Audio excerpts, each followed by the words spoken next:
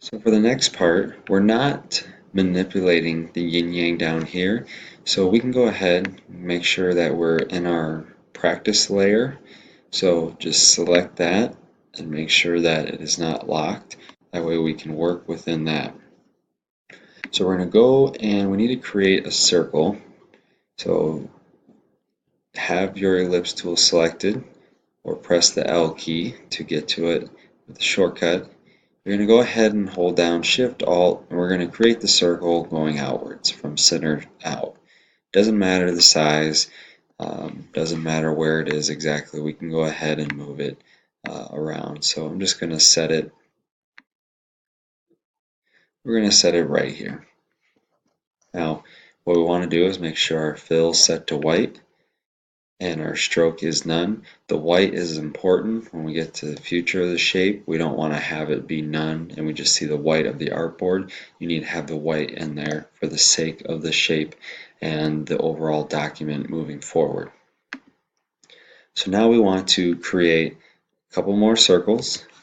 We can do this by pressing L for our ellipse tool, and then we're going to go up to our anchor point at the top center of our circle, and we're going to left click, shift and drag, and all we're going to do is bring it down to where it hits the center of our circle. So we're not worried about anywhere else except for this right here.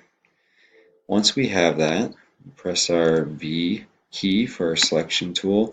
We're going to move it and we're going to set it up so it intersects with the center of our circle.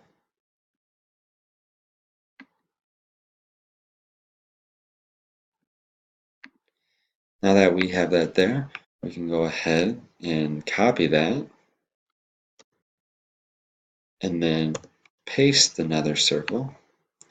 I'm going to go ahead and bring it down and put it below here. We got to set up right. We should have this nice set of intersections here. I'm going to release.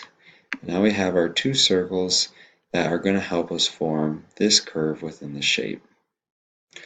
Once we have that, when we have our center point here, we can go back to our idea of making concentric circles. So we want to command click, make sure we're not in that, get back to our ellipse tool, and we want to create an ellipse from the center of our circle.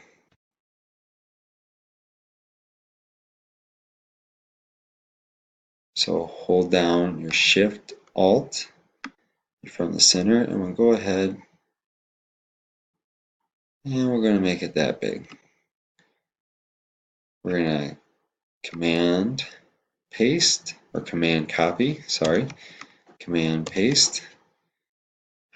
Use V for the selection tool. I'm going to bring that circle over, and then we're going to line it up to where it intersects the middle here. So now we have 5 circles. We have our large one, we have our 2 that are going to help us with this curve, and then our interior ones. Now, like the skull and crossbones, we need to make sure that we select all of our shapes that we want to work with. Then we go to our shape builder, Shift M, or over here on our tool panel. What we want to do is combine this circle and this chunk of our large circle. We did that. Now we'll left click, drag, and combine these two. And now we have 4 shapes. We have these two, and then we have our 2 smaller circles here. Now to do this, to make sure these circles are the same size, even though we command C for our copy and command B for our paste, if we just go ahead and set the stroke to black and fill the black, this circle will be a little bit larger than this one. So let's go ahead and set this one here. We want this one to be black.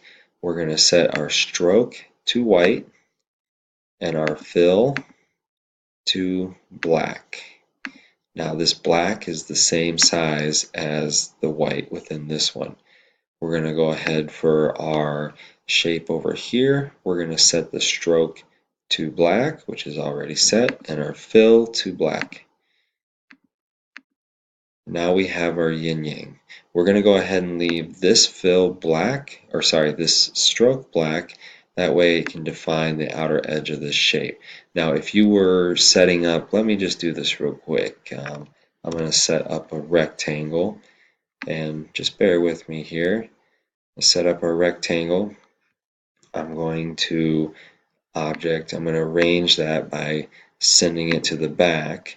And then if I fill that rectangle with red, then I could go back to my white shape here and I can set the stroke to white, and I would have something in the background to contrast that so you would get that nice edge. So if you're working with a different colored background than white, then you can change the stroke to this to white. But if you're working on white, you're going to need to keep that stroke black.